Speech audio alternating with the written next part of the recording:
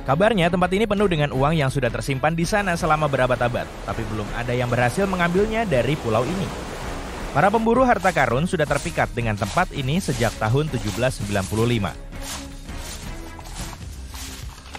Banyak yang pernah mencoba peruntungannya mencari harta karun yang mungkin disembunyikan di sana oleh perompak Spanyol atau bahkan oleh kesatria Templar. Tapi kini sudah tidak mungkin untuk pergi ke sana karena sudah menjadi pulau pribadi. Jadi kamu hanya bisa mengikuti tur bahari mengelilingi pulau ini. Kalau tidak, kamu bisa melihatnya di acara realitas TV yang dibintangi Lagina bersaudara, Rick dan Marty, yang merupakan tim penggiat yang mencari harta karun Pulau Oak di Nova Scotia, Kanada. Ya, sepertinya tidak ada tempat yang tidak bisa didatangi oleh para produser TV. Salah satu penemuan yang paling terkenal di sana adalah apa yang disebut money pit. Meskipun namanya menjanjikan, lubang itu tidak penuh dengan uang. Sekarang kita harus mundur ke 200 tahun silam. Money pit pertama kali ditemukan oleh remaja berusia 16 tahun pada tahun 1795. Suatu hari Daniel McGinnis pergi memancing di Pulau Oak. Dia melihat sebatang pohon di sana yang merupakan pohon ek dan ada goresan-goresan aneh. Bentuknya tidak tampak alami, jadi Daniel memutuskan untuk memeriksa area tersebut. Dia kemudian melihat bagian tanah yang cekung dan mulai menggali.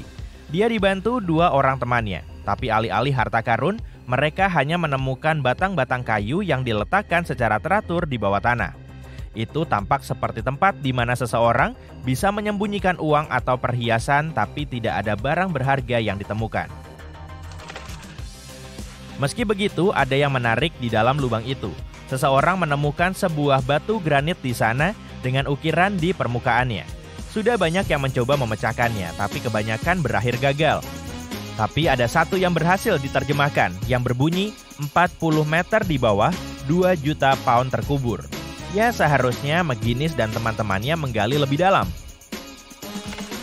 Hal menarik berikutnya dari money pit adalah sabut kelapa yang ditemukan di sana. Kabarnya, sejumlah besar sabut ini ditemukan di kedalaman 18,3 meter. Ini mungkin tidak mengejutkan bagimu, tapi ada satu hal yang harus kuingatkan. Pulau Oak berada di Nova Scotia, Kanada. Pohon kelapa tidak tumbuh di sana. Yang terdekat berjarak sekitar 2.400 km dari Nova Scotia, yang memperjelas bahwa seseorang membawa sabut kelapa ini dengan sengaja. Para peneliti mengemukakan sebuah gagasan bahwa sabut kelapa mungkin saja digunakan untuk membuat tali yang digunakan untuk menurunkan semua harta karun ke dalam lubang.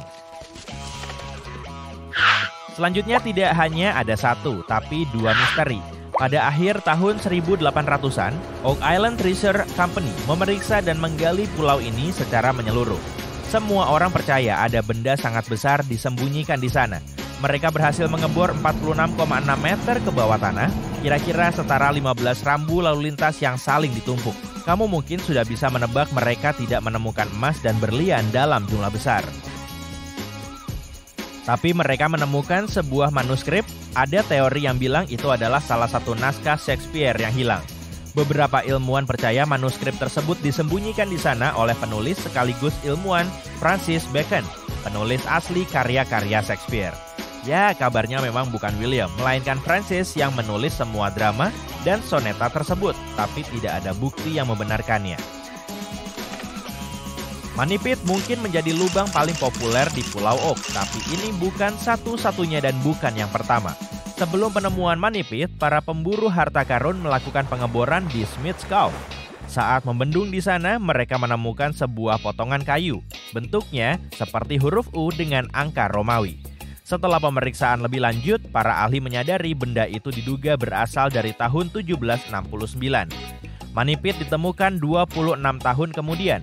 Fakta ini menimbulkan banyak spekulasi bahwa struktur ini mungkin saja bagian dari terowongan asli berisi harta karun yang dicari semua orang.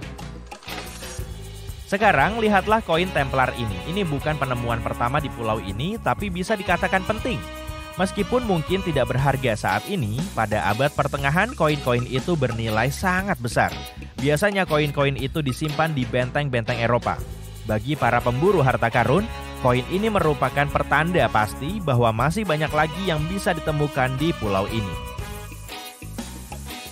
Logikanya sederhana, jika ada satu koin semacam itu, pasti ada yang lain.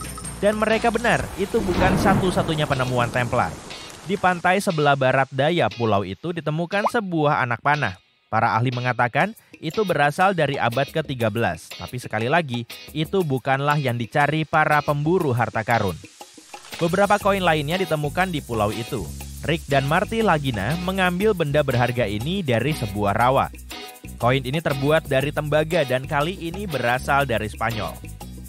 Saat ditemukan, Lagina bersaudara hanya dapat melihat angka 8 yang terukir di koin tersebut.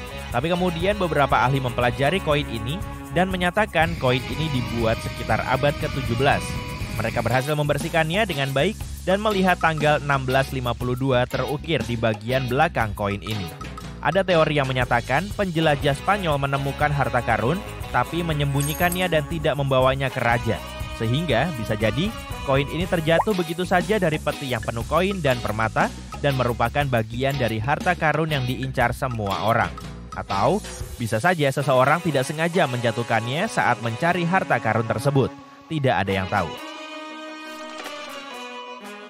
Satu lagi pemburu harta karun yang terkenal adalah Gary Drayton. Gary dan timnya bersama Rick Lagina menemukan 2 koin saat mendeteksi logam di pulau ini. Keduanya koin Raja Charles II dari Inggris abad ke-17.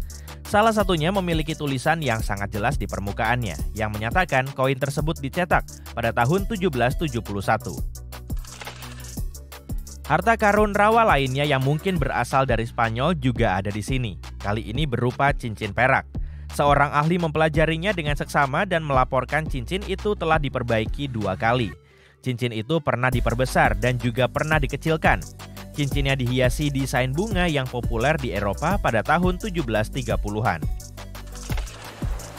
Di antara semua benda menarik lainnya, Rick dan Marty Lagina menemukan sebuah kancing perak di Isaac Point. Kancing itu cukup kuno, diduga berasal dari pertengahan abad ke-18 dan manipit yang terkenal itu ditemukan setelahnya. Inilah sebabnya penemuan ini tidak terlalu berarti. Mungkin saja benda itu milik seseorang petani yang berternak dengan tenang di pulau itu. Tidak ada catatan resmi mengenai peti penuh permata dan koin yang ditemukan di Pulau Oak, tapi beberapa pencari menemukan beberapa permata di sana. Pertama, tim menemukan bros dengan permata merah yang indah. Mereka mengira itu batu rubi, tapi seorang ahli permata profesional menyatakan itu batu garnet. Bros itu terbuat dari perak dan usianya sudah cukup tua. Para ahli meyakini bros itu dibuat sekitar tahun 1500 atau 1600-an. Bros lain yang mereka temukan tidak dihiasi permata, tapi memiliki desain yang rumit. Bros itu berdesain daun dan tali berornamen. Ada 13 cabang daun yang langsung menciptakan lebih banyak misteri dalam perburuan harta karun ini. Pertama, ada ukiran pohon bercabang 13 di atas batu di pantai utara pulau ini. Terlebih lagi, banyak orang percaya angka 13 memiliki arti penting bagi kesatria Templar. Para pencari juga menemukan sebuah bros tidak jauh dari tempat tinggal Daniel McGuinness, orang yang menemukan manipit. Bros tersebut ditunjukkan kepada seorang ahli permata profesional, Charles Luton Brain. Dia harus menjelaskan kepada tim bahwa tidak ada permata yang menghiasi perhiasan ini. Bahkan, batu yang tampak seperti permata itu hanyalah sepotong kaca. Kaca itu diproses dengan menggunakan teknik khusus sehingga menjadi kaca timbal. Para pencari memutuskan untuk mempelajari bros itu lebih lanjut dan mendapati sebagian bros itu terbuat dari emas. Para ahli menyatakan bros tersebut berasal dari abad ke-14. Apakah itu harta karun yang dicari selama ini?